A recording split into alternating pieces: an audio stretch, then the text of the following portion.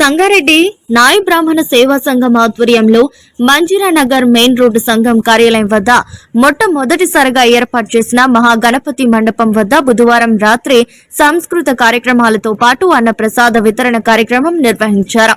Committee సభ్యులు విఘ్నేశ్వరుడికి ప్రత్యేక పూజలు నిర్వహించి అనంతరం అన్నప్రసాదం ప్రారంభించారు. ఈ సందర్భంగా కమిటీ సభ్యులు మాట్లాడారు. విశేష రూపకంగా విఘ్నేశ్వరుని స్థాపించుకుని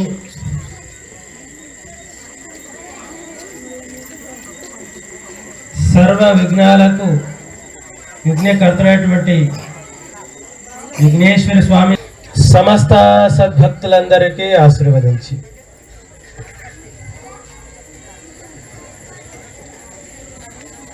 ఇప్పటి వరకు